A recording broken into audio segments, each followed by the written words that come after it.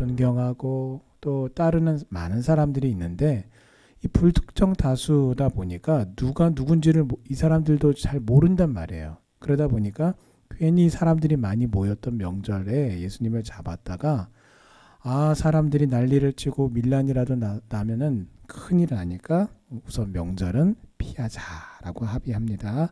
하지만 결국은 6월절 기간 중에 예수님이 잡히시게 되죠. 가룟 유다가 예수님을 팔아 넘긴 것이 아주 유효했고요. 그래서 이 명절 기간 중에 잡히시고 근데 또 그들의 우려처럼 밀란은 나지 않습니다. 자, 이 6월절 다가오는 절기는 어떤 명절입니까? 우리가 잘 아는 것처럼 애굽에서 오랫동안 노예살이를 하면서 압제를 받던 이 유대 민족이 하나님의 은혜 가운데 은혜로 인하여 구원을 받은 해방과 기쁨의 날을 기념하는 절기예요. 하나님의 그 은혜를 기억하는 절기예요.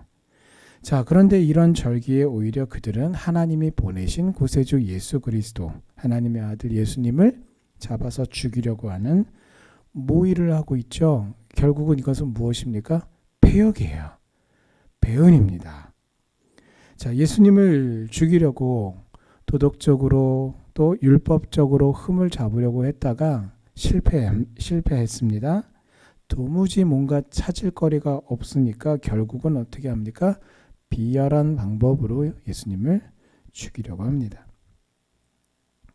자, 그들은 예수님을 추종하는 이 세력들, 불특정 다수의 세력들로 인해서 자신들이 예수님을 이 명절 기간에 잡으면 밀란이 일어날 것이다 라고 염려해서 그 절기를 피하려고 했지만 결국 하나님의 섭리는 이 6월절에 어린 양으로 오신 예수 그리스도께서 이 6월절에 잡혀서 죽는 것이 하나님의 섭리였어요. 결국은 사람의 뜻과 계획이 있지만 결국은 하나님의 뜻대로 성취되고 이루어집니다. 자, 그러므로 우리가 확률적으로라도요, 보람 있는 인생을 우리가 살려면, 자, 다시 표현드립니다. 보람 있는 인생, 혹은 행복한 인생, 혹은 뜻깊은 인생, 자, 이걸 다 한꺼번에 합치면 하나님의 뜻대로 순종하는 인생인데요.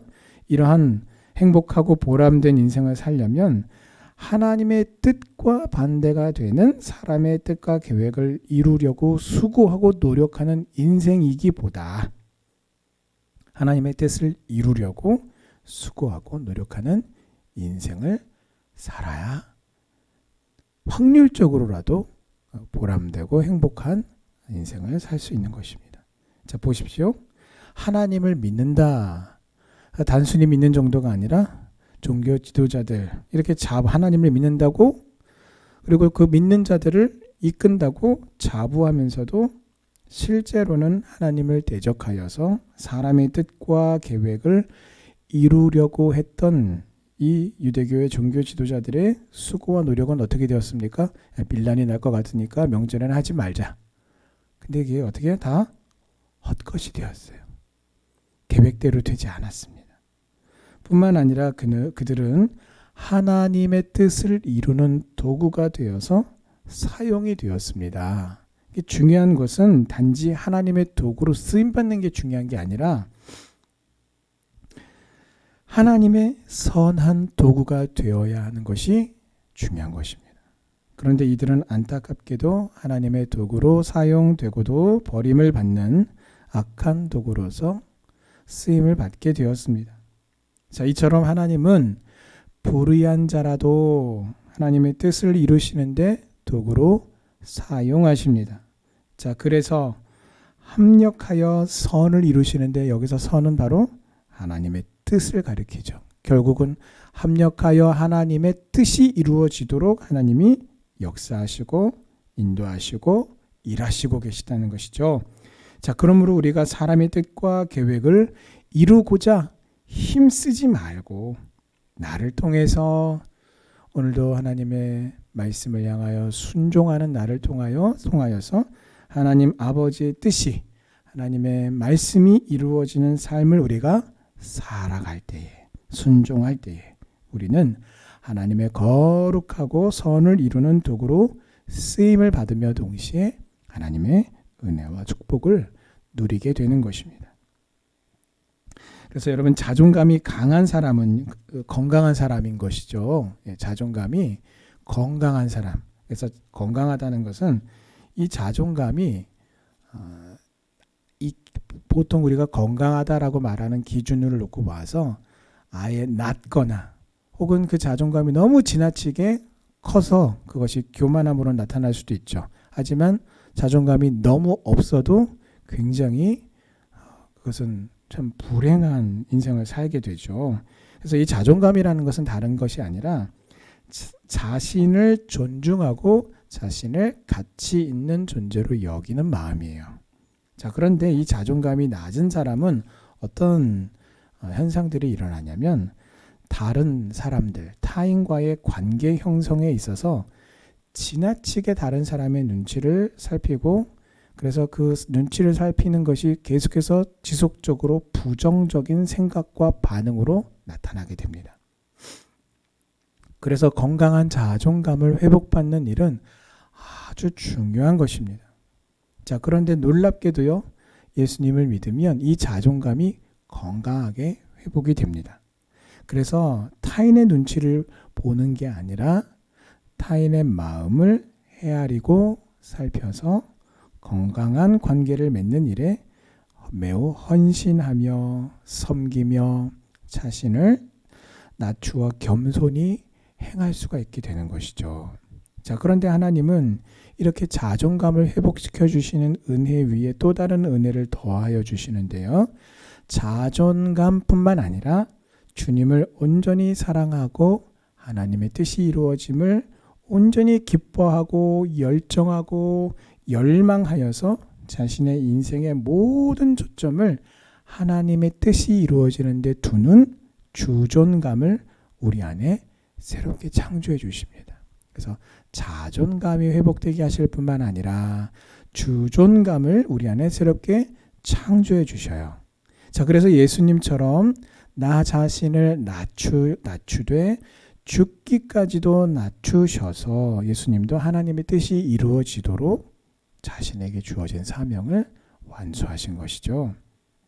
그러나 이 당시에 이 종교 지도자들을 보면 자존감도 주존감은 전혀 없었고요. 자존감도 엉망인 사람들은 하나님이 아니라 지금 사람들의 눈치만 본단 말이에요. 밀란이 날 것 같아. 사람들 눈치 보니까 안 될 것 같아. 명절엔 하지 말자라고 그렇게 결정한, 합의한, 다 같은 한 마음이 된 이유가 무엇입니까? 사람들 눈치 보기에 급급하단 말이에요. 오직 하나님을 사랑하셔서 오늘 나에게 자존감과 주존감을 회복시키시고 창조해 주신 하나님의 그 뜻을 이루는 이 사명에 여러분 겸손함과 믿음으로 헌신하고 순종하는 우리 성도님들 되시기를 주님의 이름으로 축원합니다. 자, 오늘 하나님의 말씀을 보면 이처럼 사람들의 눈치를 보지 않고 오직 하나님의 뜻이 이루어지기를 열망하는 한 사람이 등장하는데요. 그 사람은 바로 나사로의 누이 마리아입니다. 주존감에 이런 관점이 없었던 제자들은 이것을 두고 비싼 것을 낭비하는 어리석은 행동으로 치부하고 나무랐습니다. 그러나 예수님은 제자들이 무엇을 놓치고 있는지를 알려주셨어요. 뿐만 아니라 이 여인의 이 값비싼 향유를 예수님께 붓는 이 행위야말로 하나님의 뜻을 이루는 데 일조하는 귀한 믿음의 일이요 칭찬받는 일임을 알려주셨습니다. 오늘 나는 주님을 위한 어떤 소비를 하고 있습니까? 아무리 많은 돈을 사용한다 해도요, 주님을 위한 것이라면 결코 허비가 아닙니다. 헛되지 않습니다. 주님이 아시고 기억해 주십니다. 주님이 갚아주십니다. 나를 위한 소비보다 주님을 위한 거룩한 소비에 힘쓰는 성도님들 되시기를 바랍니다. 그래서 마리아는 주님을 위해서 거룩하게 소비하고 또 헌신하고 봉사할 때에 오늘 8절 말씀에 보면 자기의 최고의 힘을 다해서 드렸어요. 적당한 선에서 드린 것이 아니라, 그래서 주님은 8절에서 이것을 두고 그는 힘을 다해 내 몸에 향유를 부어 내 장례를 미리 준비했다라고 말씀하십니다. 자, 뿐만 아니라 온 천하에 십자가의 복음이 전파되고 증거되는 곳마다 이 여자가 행한 일도 함께 말하여 그를 기념하라 라고 말씀하세요. 여기서 기념하라, 이게 무슨 뜻입니까? 이 하나님의 뜻이 이루어지는 그 일들을 위해서, 그래서 자신의 자존감뿐만 아니라 주존감을 회복받은 이 여인이 하나님의 그 뜻이 이루어지는 일을 위해서 자신의 모든 것들을 힘을 다해 섬겼던 이 의미, 이 교훈을 우리 안에 깊이 새기고 그 교훈을 따르라는 것입니다. 주님을 위한 헌신과 봉사는 언제나 최선의 것이어야 하고 최고의 것이 되어야 합니다. 그래서 주님을 기쁘시게 하여서 주님이 내 이름을 영원히 기억하는 은혜의 일들이 우리 오늘 성도님들의 생애에 또 이 하루에 가득하게 충만하기를 주님의 이름으로 축원합니다. 아멘.